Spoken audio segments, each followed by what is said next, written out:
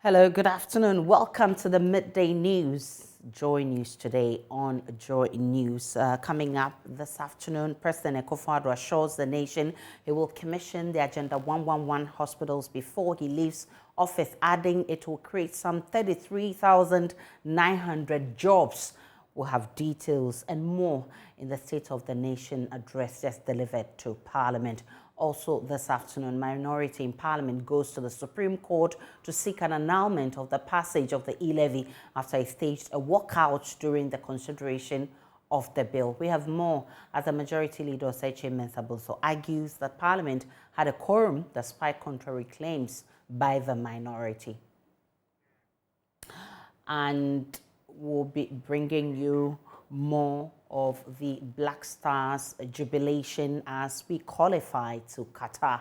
We'll tell you what Coach Otto Addo feels about the Black Stars and the congratulatory messages the president has been giving them. All of these plus sports and more coming up shortly. Remember, we are coming to you from our studios in Kokomlemle. We're on DTT because we're free to. We're on DSTV channel 421 and GoTV channel 144. Do stay tuned in.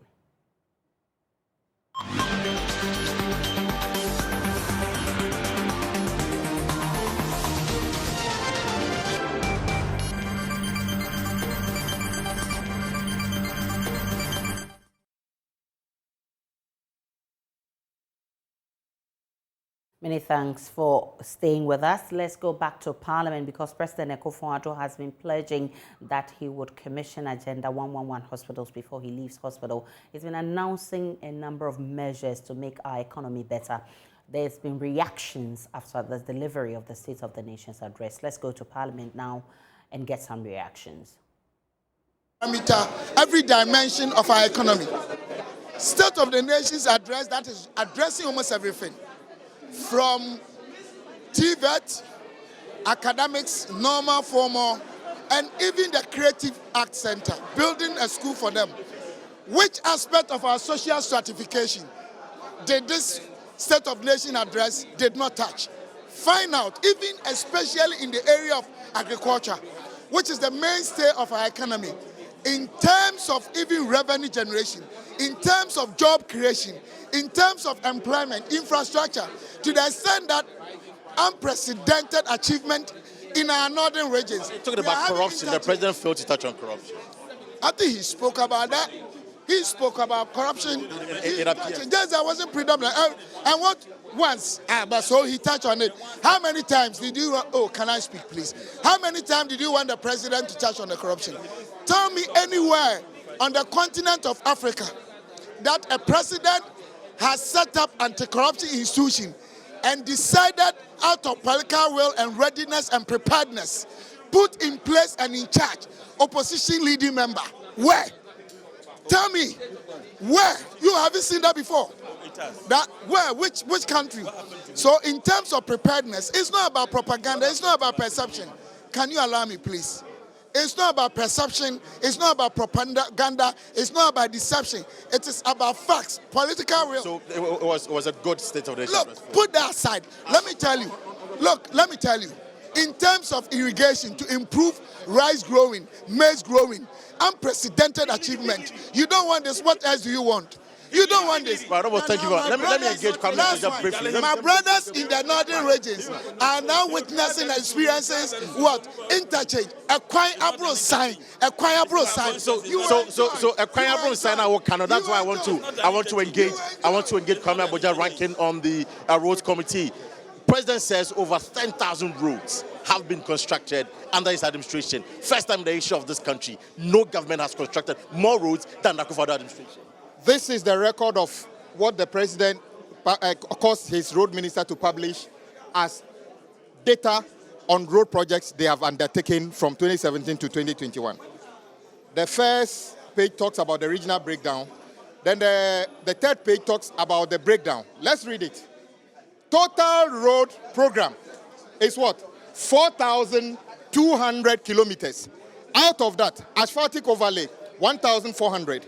Construction, that is the only road that they've contracted from scratch, is 68 kilometers. The other one, graveling and re-graveling, 900 kilometers.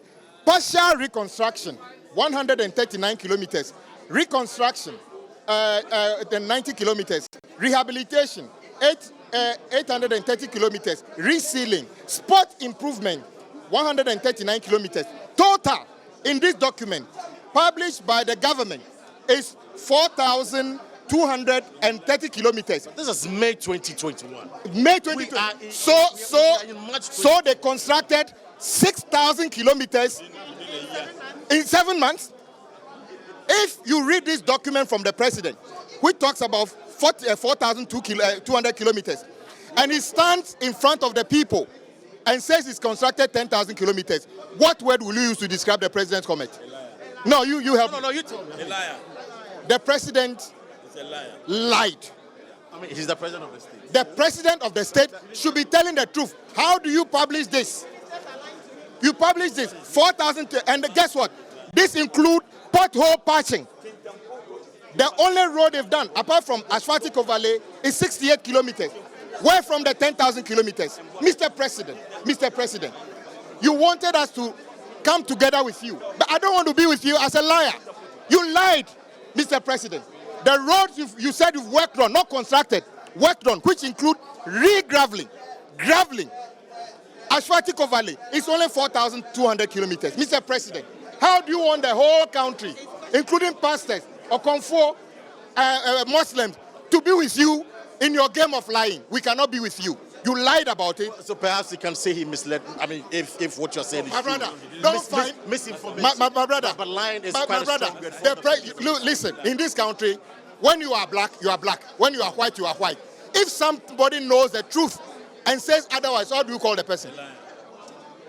Right. So, so the Tamale interchange. It's not an interchange. Listen, hold on. No. The Tamale interchange.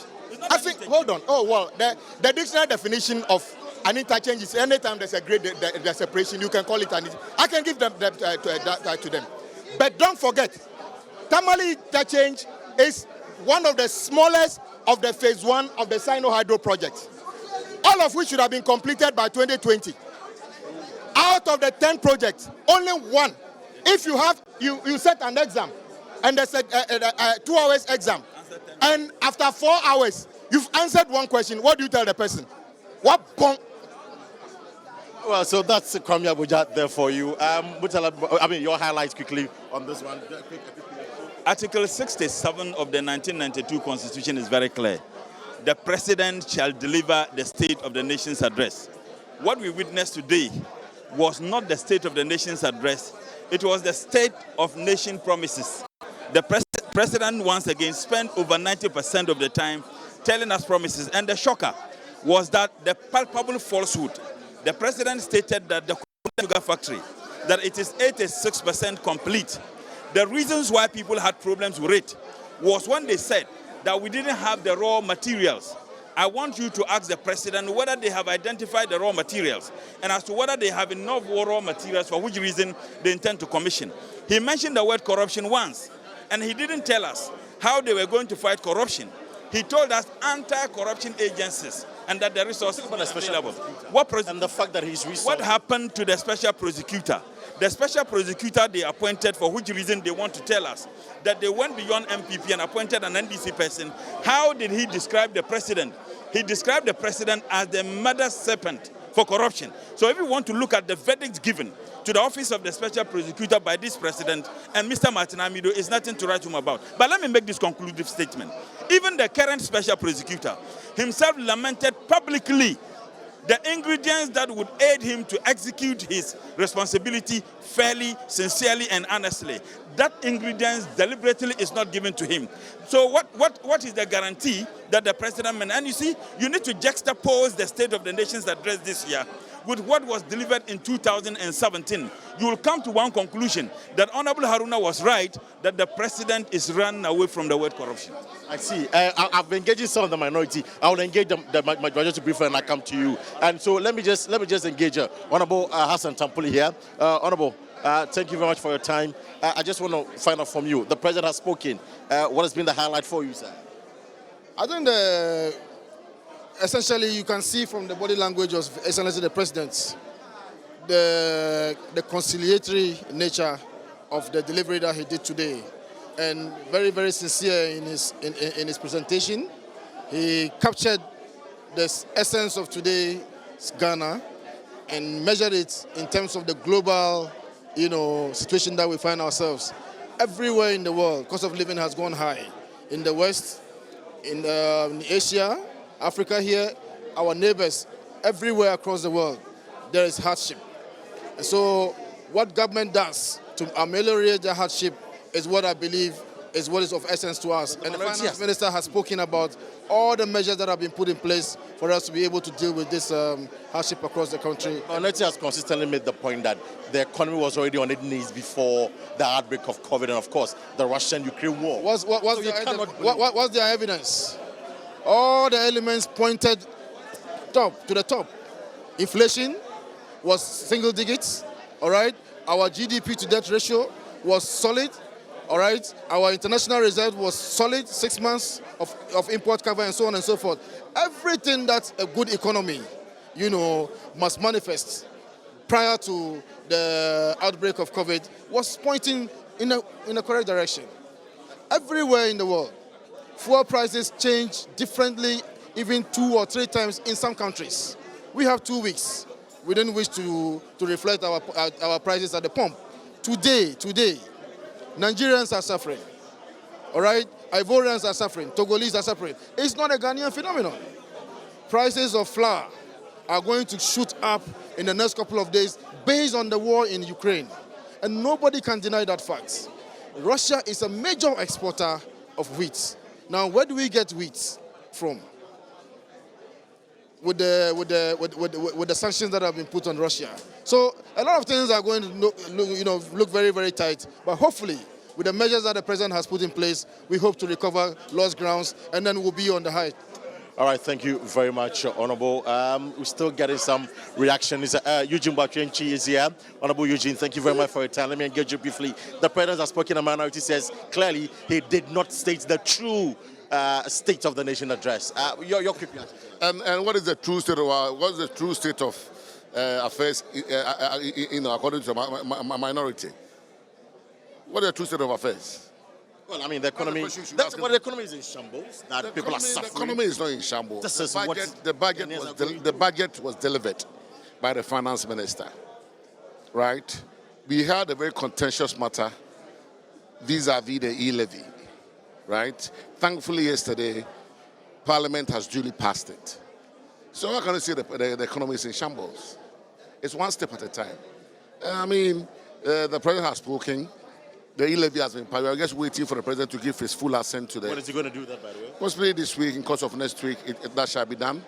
And then we look at the revenue, the revenue streaming in for the finance minister to determine which the critical areas of the budget. You just seen the sports minister walk past. The display by the heroic display by the Black Stars yesterday in Abuja. It's also worth commendation. These are the things that will engage us. The whole country is in a jubilant mood. The president has spoken to that effect, and I believe that, in the next few months, we'll see good news. I see. Thank you very much, the Subin NP, there, Eugene Bachenchi, indicating that in the next few months we'll be seeing some good news. So we're still getting some quick reactions from the members of Parliament here this afternoon. The president has spoken. In fact, I saw the General Secretary of the NDC a while ago, and of course the chairman is here. Let's engage the chairman briefly. Very impressive, I must say so. And I think the House also did very well by not making too much noise and let Ghanaians listen to the State of the Nation address. They were all very attentive. Okay. Yesterday, the House passed the e-levy as well. Yes. What do you make of that? Of course. What is that? Finally, it's been passed. And that's good. We were waiting for it. It is in the best interest of this country to get on with it so that we could continue with the development programs of the government. So we have a little money to support government projects and programs. I think the Parliament did well by passing the e-levy. The minority says the levy was passed under perhaps it was an illegality and nullity because your side of the House, that's the majority caucus, did not have the numbers. Kojokum was not in the chamber, Adjo Safu was not in the chamber, and so you cannot have the needed quorum. That's chicanery, that's chicanery. They themselves were part, they took part in the debate, they should have been there. At the niche of time when they knew it is going to be passed and then the numbers were there and they found themselves out. Everything is started. Just a continuation. So far as I'm concerned, it's self-serving. What they are saying is to save their faces. But the e-levy has been passed. So, but you've been a member of parliament before. At the third reading, you need a specific number of MPs present in the House to take a decision. During the third reading, the minority were not in the chamber. Please listen. As you said, I've been a member of the House. That if you talk about numbers, people raise it on the floor by members. Who was there who raised the numbers? Who raised it? The Speaker couldn't have raised the issue of quorum. That's because the minority filed out. You could have raised the matter of quorum. Look, ask the Speaker. It is not the Speaker's duty to raise quorum, to raise numbers. It is members of the House who have the impression that there is something going wrong. That's why you come out with it. Where were they? Who raised it? Nobody raised it. When it has been started, and they completed it. For you now to turn around to say that there was not, it means, as I said, politics to your own supporters. Because the burden of standing against the e-levy passing for this country was too much on their shoulders. They had to give in. The politics of playing to the gallery been exhausted. So they had to allow it to go on. To go on. But they've served notice that they're going to challenge that. Why not? Everybody. They want to file an injunction against the president. Let me quote General Mosquito. He says everybody can go to court. Why not? So they should go to court. Why not? It's a free country. But for you, will this e-levy see through, and when are we seeing through? We passed the e-levy. The president commented on that. Implementation. It's behind us. We are implementing it. Yeah, when is it happening? This country, of course. The e-levy. So those are reactions from Parliament after the State of the Nation address delivered by President Akufo-Addo. You heard the minority challenging the authenticity of the claims that government has built over 10,000 kilometer roads. You heard the minority also talking about the State of the Nation not addressing corruption issues and also not indicating plans to end it. Majority side of the House actually is optimistic that the plans put together by government will address the issues facing Ghanaians. They admit, Hassan Tampuli, for instance, MP for Gushegu, admits that there's general hardship in the country because of COVID and also complexed by the Ukraine-Russia clash. And he says that the economic management team has put together a very good plan that will revive the economy and make lives better. You have the chairman of the NPP, Freddie Blay, who says that the minority has no locus to challenge the passage of the e-levy. If they had issues with quorum, they should have stayed in the chamber to raise those matters. So these are issues coming from the State of the Nation's address. Definitely we'll be doing all the analysis for you on the Joy News channel. This is where you need to stay. Now, President Akufo-Addo has also admitted the economy is going through hard times and has acknowledged the anxiety created among the populace as a result. This is contained in the opening part of the State of the Nation address he delivered a while ago. Let's hear him.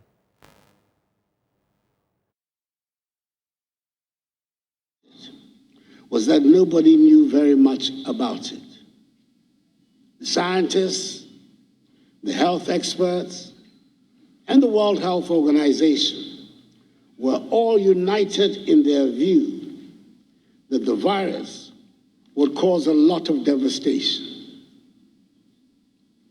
The world before COVID now seems such a long time ago, and the trauma of a world ruled by a pandemic has changed all our perspectives. Back in March 2020, when the first cases of COVID hit our country, we and the rest of the world were in uncharted territory. Fear and sheer terror gripped our President of the Republic.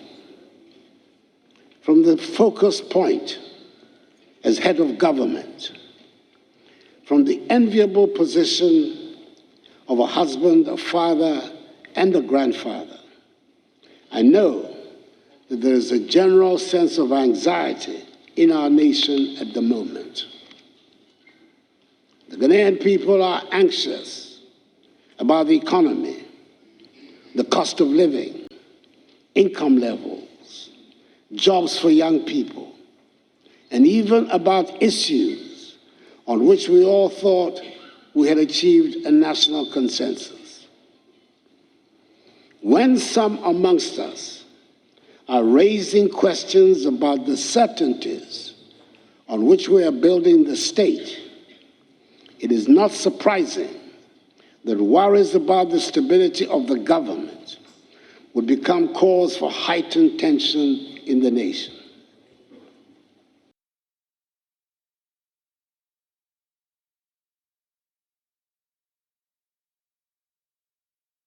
So the president has been congratulating the Black Stars and cheering them on.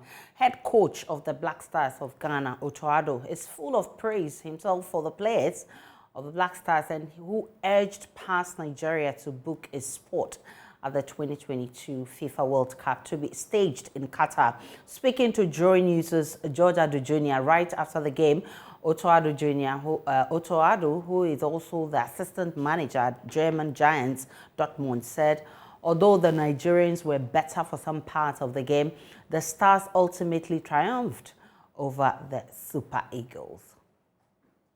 Has qualified to the World Cup. What is the feeling like?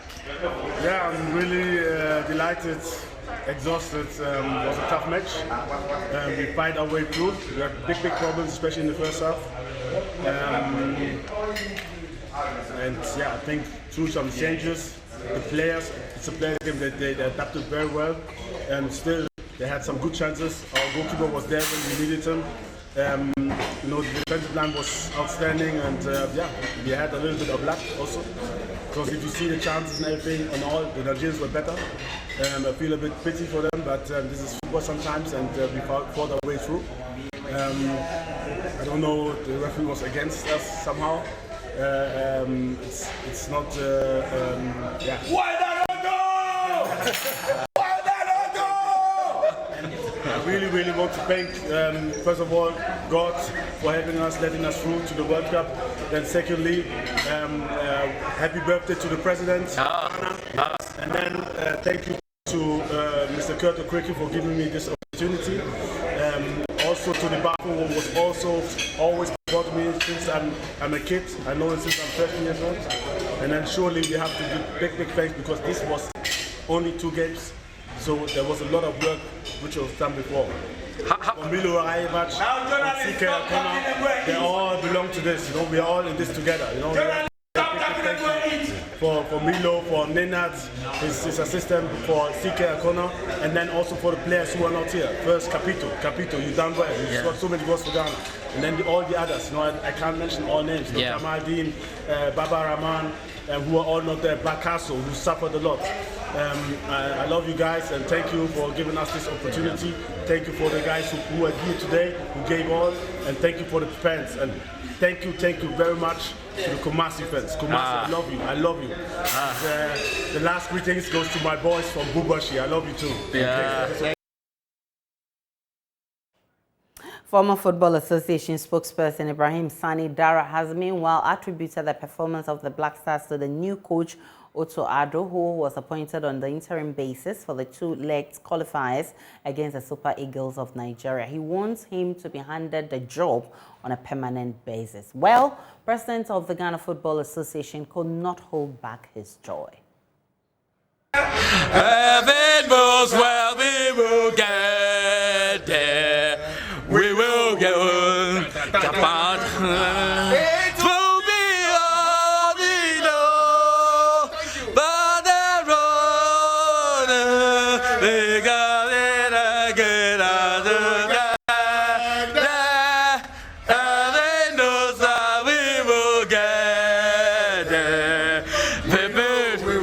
Boom, tapa. President Akufo-Addo has meanwhile been sending congratulatory messages to the coach and team for a good job. Done. Well done, well done. But when you come here, we're going to kidnap you. We're not going to allow you to go back to Dortmund. Where we'll, so be very careful when you're entering. You might not be able to leave Ghana again.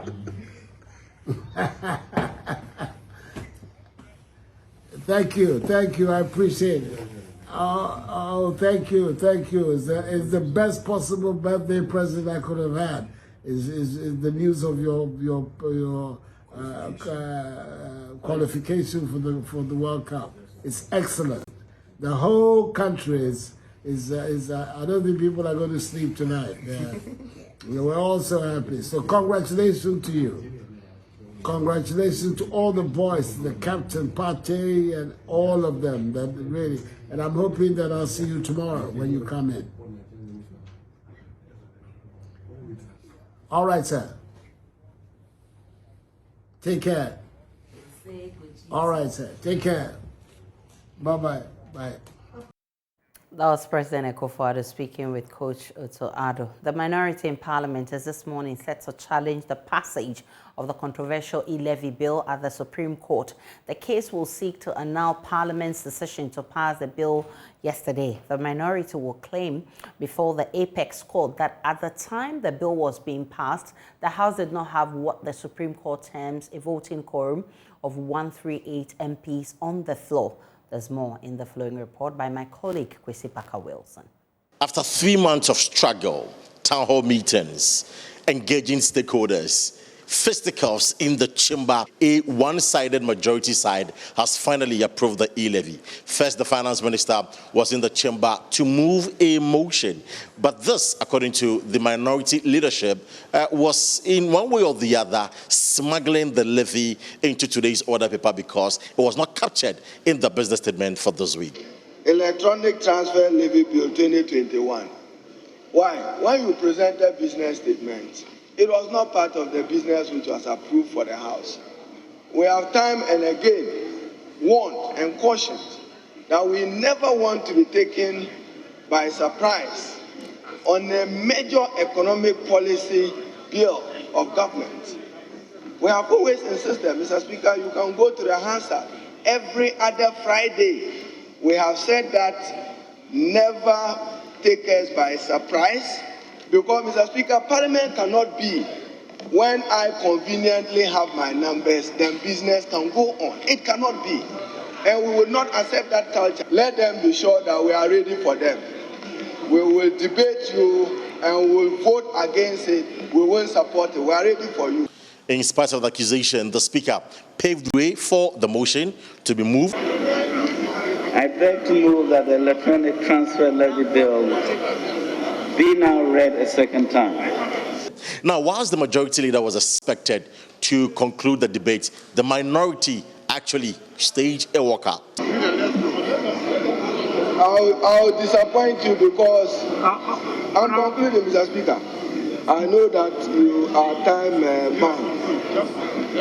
So what do you do? So, Mr. Speaker,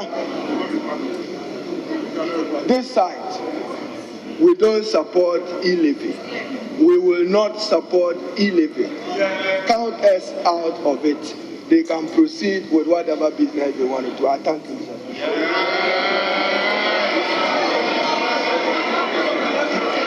Mr. Speaker.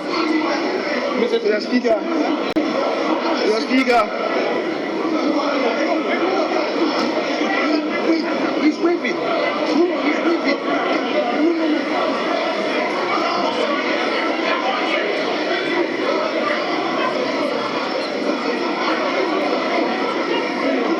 Mr. Speaker, put the question. What of the right?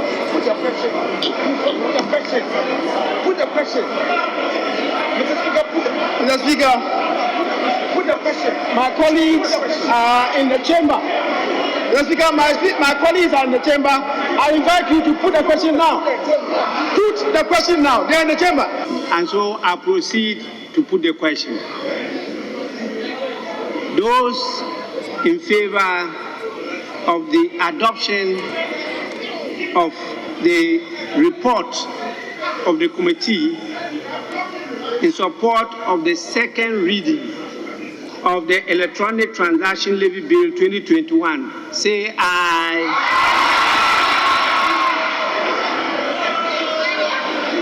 Those against, say no.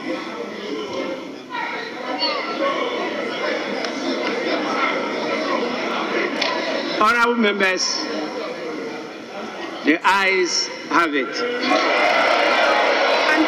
The Speaker of the House, apart from the fact that the minority has staged a walkout, indicated to the House that indeed they still have the required numbers to proceed with the consideration of the motion. When you keep on giving surprises to the Speaker will also be giving you surprises. But these surprises to the Speaker sometimes are overwhelming. And so we need to continue to make sure that we process the bill. I have no problem with us going on with the consideration because the House is properly constituted. You know, walkout doesn't stop the House from proceeding with its business. And so my pleasure is for us to continue. And we'll move to the consideration stage of the bill.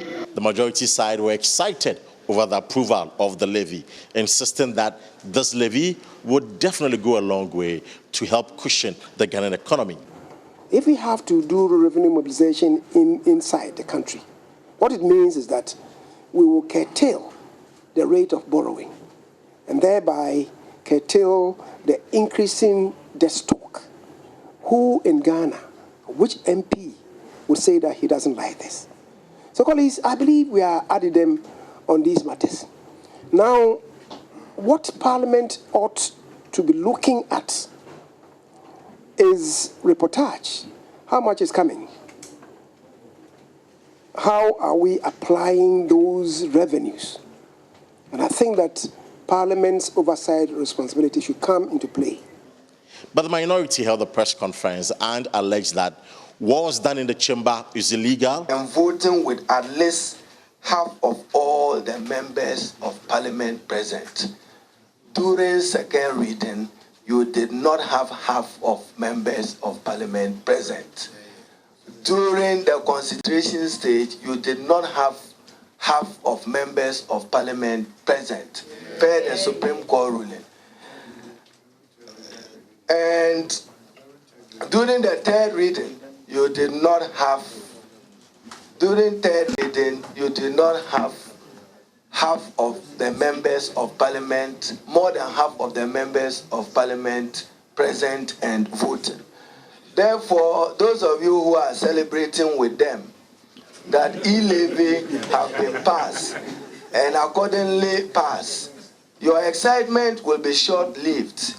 Immediately after this press briefing, we intend to file to question the legitimacy of the decision of less than one half of members of Parliament taking a decision to approve e-levy at second reading following our walkout and at third reading, which is required, that a bill be subjected to third reading.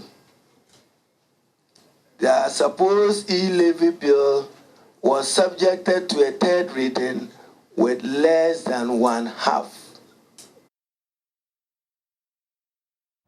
Minority Leader Aruna Idriso ending that report by Parker Wilson. Let's go to the court because court correspondent Joseph Akable has been monitoring the filing of the suit against the controversial e-levy passage of the controversial e-levy. He joins me via Zoom with more. Joseph, has the minority been successful with the filing of the suit? Yes, Aisha. In fact, just a couple of hours ago, the filing was done. Specifically at the Supreme Court, and the arguments that are raised in the document is very similar to what we heard the minority leader say, a short while ago. So they are raising issues about the fact that the parliament have the required quorum and relying on the case of Justice Abdullah, the Attorney General, to make the point that per that decision, the quorum for decision making should be at least half of the members of parliament. And they say that this put the figure at 138. And so anything that falls short of 138 simply means that the action is contrary to law. And so the minority leader is joined by his two colleagues, Mahama Yarda and Samuel Okujetu Ablakwa, and they are urging at the Apex Court to declare that the purported approval of the policy on Tuesday is null and void and of no legal effect, and also asking the court to set aside the said approval of the policy. Do we know when the court will sit on the matter? We do not know that yet, especially because we know that for the normal course of events, it will mean that it has to be brought to the attention of the Office of the Attorney General. A response will equally have to be filed or appearance entered. And then from there, we know when that could happen. But for now, we know that it's been filed. Joseph Akablaze, our man in court, definitely will be monitoring this and bring you all the updates. So what kind of services will or will not be affected by this e-levy? Here's a breakdown for you. Mobile money transfers between accounts on the same electronic money issuer. Mobile money transfers from an account on one EMI to a recipient on another EMI. Transfers from bank accounts to mobile money accounts, transfer from mobile money accounts to bank accounts, and bank transfers on a digital platform or application which originates from a bank account belonging to an individual to another individual. These are transactions that the e-levy will cover. Now, it will not cover these transactions. Cumulative transfers of 100 cedis per day made by the same person, transfers between accounts owned by the same person, transfers for the payment of taxes, fees, charges on the Ghana.gov platform, electronic clearing of checks, specified merchant payments, that is payments to commercial establishments registered with the GRA for income tax and VAT purposes, and transfers between principal, master agent, and agent's account.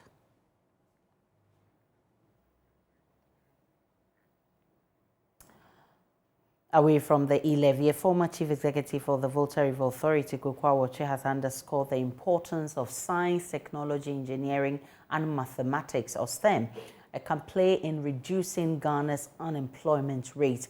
He says he thus called for a collaboration between the academia and the industries to roll out effective STEM projects to help train more of Ghana's workforce. JoyNews' Samuel Brace has more.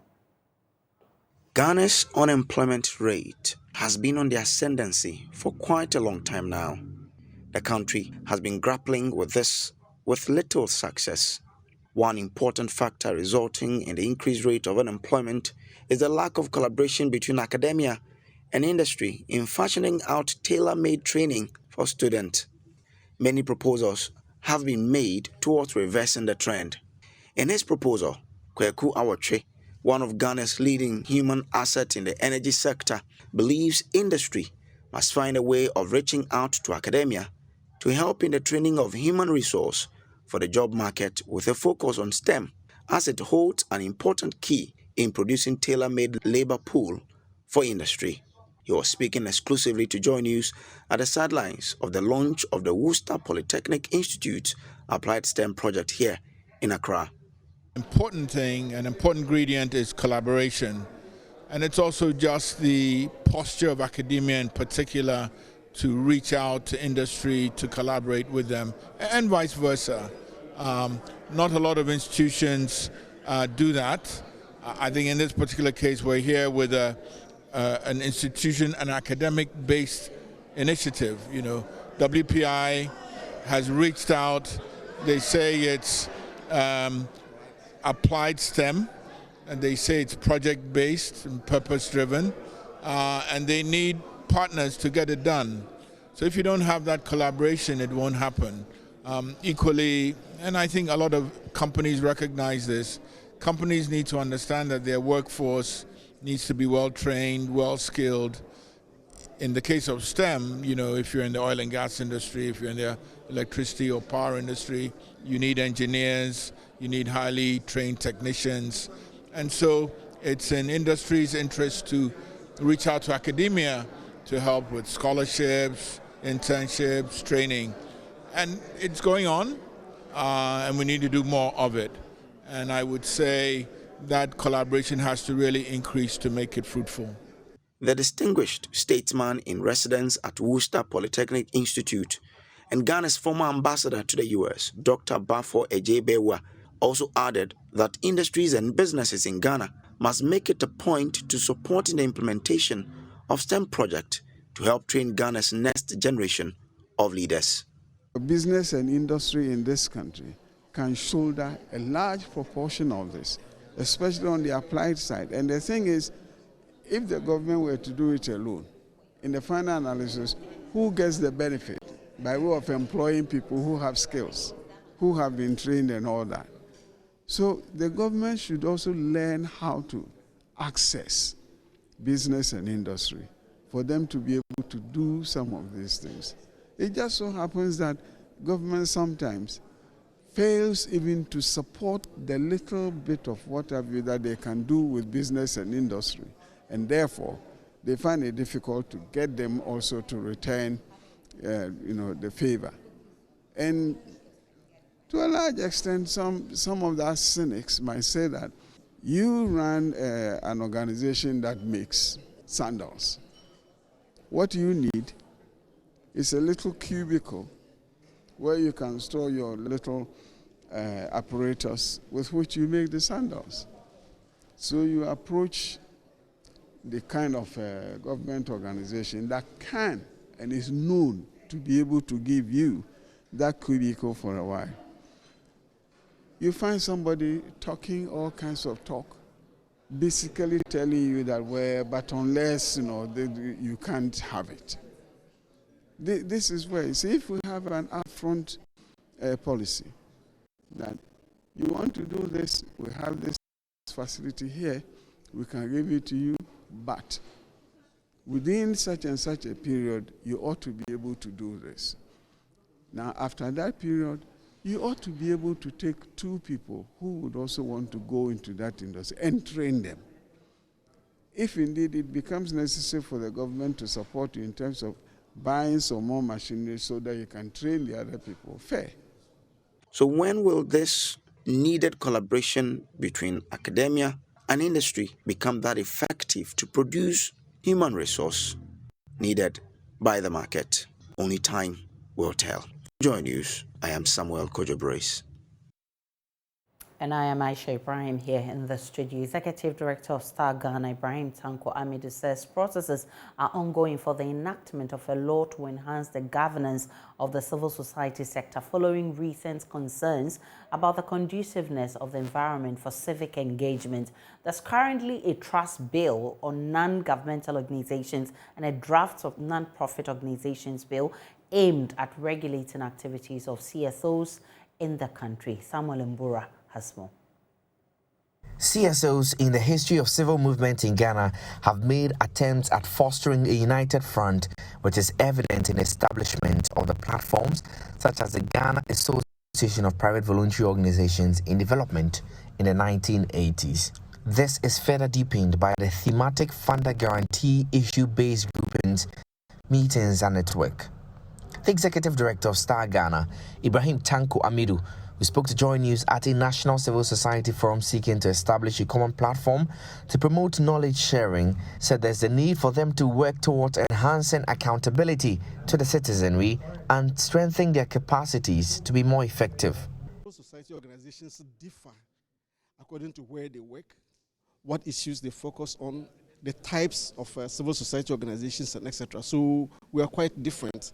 But we think that across these differences, there are areas where of common interest, how we can enhance our accountability to the citizens of this country, how we can strengthen our capacity to be more effective, in the work that we do, but also how to ensure that we are legitimate and we comply with the regulatory requirements. We want to create a space where periodically we can come together to assess the health of the civil society sector, but also to see what can we do to ensure that civil society organizations are more sustainable, they are more effective, they are more legitimate, and they are more accountable. outside of that, organizations differ in what they want to achieve, and we don't think that it is possible and necessary to try and then pull everybody together under one umbrella. Ghana currently has a vibrant NGO and CSO system with a total of about 2,295 registered institutions. But just like any other sector, this space also has peculiar challenges. Mr. Ibrahim Tankwamido explains. Well, there are quite a number of challenges. First is the whole issue around declining assistance to the sector. A lot of civil society organizations depend on external donors for their funding. Now, this funding is decreasing. And so how do we re-strategize to look at how we fund the work of civil society organizations? That's number one. Number two is how do we, around certain issues, how do we have collective action, beyond what our specific objectives? What mechanisms do we have for collective or coordinated action? The third is around, the regulatory framework. How do we advocate with government to ensure that we have policies and laws and etc. that provide an enabling environment for civil society organizations to work on? And I think the fourth is looking at our own accountability mechanisms. What do we need to do to support civil society organizations to be more accountable to not just to the donors, but also to the citizens of this country, because it is in their name that we are working. And so that whole thing around mechanisms for accountability is quite important. Meanwhile, founder and president of Imani Africa, Franklin Kujo, said CSOs will have to consider internal funding of the activities. Well, there's segmentation. I mean, there are national level organizations and there are local level organizations. I can imagine that there's a common theme that runs through the challenges, which is finance. It's even more precarious right now, given the impairment of the global economy, not just the recent Ukrainian crisis, but also COVID. And indeed, the funding for the space was almost dwindling, even before the onset of these rather unforeseen challenges. So, like I tell people, it's crunch time. I mean, it's about time we looked at resources from within. Because ultimately, what we do benefit the people of Ghana. I am quite worried that we normally raise money from our side, or we have donors who come and give us money to do work that will benefit Ghanaians. Most of the time, people think that when donors give us money, it is for the benefit of the donors. Of course, they may have an interest in making sure Ghana is stable and what have you, but if And still to come in business, some cooperative credit unions welcomed the decision by Credit Union Association to maintain interest on loans at 3%. We have details shortly in business.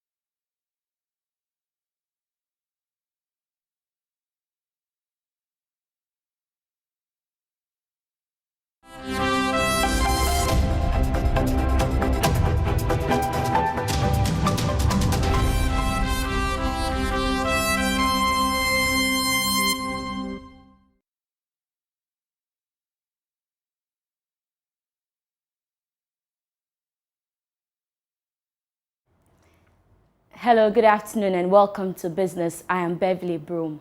Some cooperative credit unions have welcomed the decision by Credit Union Association to maintain interest on loans at 3%. This is in the wake of the Bank of Ghana's policy rate increase by 2.5% for the first time since November 2018. Board Chairman for Oil and Gas Cooperative Credit Union, Engineer Gideon Kuma, explains the move by the association will keep businesses of members afloat. Nanaya Oljima has more in this report. The Bank of Ghana's policy rate increase to 17% is expected to control the rising inflation and fall of the cedi. The move is, however, expected to increase the cost of loans since commercial banks will borrow at a higher rate. But the Credit Union Association has decided to maintain interest rate at the existing 3%, which puts members in a position to borrow more for their businesses. Board Chairman of the Oil and Gas Cooperative Credit Union, Engineer Gideon Kuma, explains the credit unions stand a higher chance to increase customer base. Our number one supervisor, which is Credit Union Association of Ghana, they brought out to those, they give us the rate, and they have indicated that they are not going to change it, and therefore we can also not change it. When we have any challenge, they are our first point of contact to fall on, and they always back us. So we believe that we can be able to make it, and I believe they have also done their checks and balances to know why they are not increasing it. The Oil and Gas Cooperative Credit Union started in March 2018 and has grown its total assets from over 294,000 cedis to over 1 million cedis. Savings contribution increased from 211,000 to 713,000 cedis, while shares of members increased to 190,000 cedis from 120,000. Loans disbursed to members increased by over 500,000 cedis. With trade surplus of 270,000 cedis in 2021, management believes it is about time the credit union opened up to the public. Intentionally didn't rush to go to the public. We have sat down to think about it with the board, with other committees, and trained some of them, and even spoken with some of the banks to also assist us in building capacity before we go to the public, because we didn't want to start anything that we cannot sustain. The Oil and Gas Cooperative Credit Union is committing to prudent management as the union prepares to open up to the public. As part of activities to mark this year's Engineering Week, the Ghana Institute of Engineering has held its 31st induction ceremony, placing a call on all professional engineers in Ghana to abide to the rules and regulations guiding the profession. There's more in this report. The senior engineers who were inducted include civil engineers in the Mechanical, Agric, Marine Technical Division, the Chemical Mining Technical Division, and the Electrical Electronic Technical Division. Swearing in the inductees, President of the Ghana Institute of Engineering, Professor Charles Enum Adams, charged them to apply high ethics and standards in the discharge. I believe you will participate in the processes helping to achieve our objectives. Our inductees, you are here because you took the bold step to become professional engineers. No educational institution can make you a professional engineer. It is only professionals who can make professionals. The chairman of the membership committee advises senior engineering inductees to use their expertise in engineering to improve the quality of life of Ghanaians in key areas like development of water supply, power roads, health, sanitation, among others. Constitution mandates the membership committee to waive off the entry requirements with the approval of council. Thus, candidates who have the requisite engineering qualification and have practiced a considerable number of years and have proved their mettle, but for some reason not registered to be members of the institution, are considered for the confirmation hearing.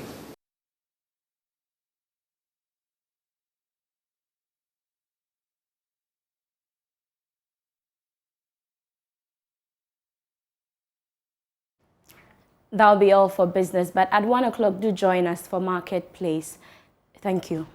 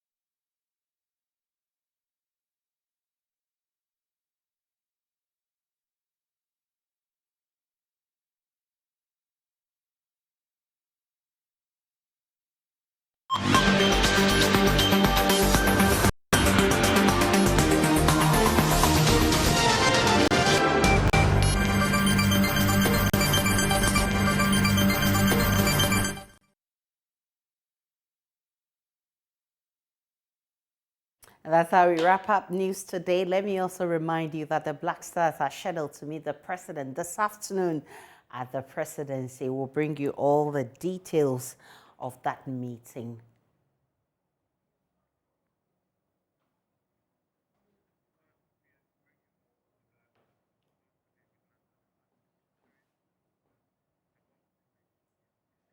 Nathaniel Arthur will be coming your way at 2 p.m. We will be bringing you all the updates from that meeting and other issues concerning the Black Stars qualification to Qatar. But from all of us here at JoyNews, let's say congratulations to the gallant Black Stars. We are so proud of you.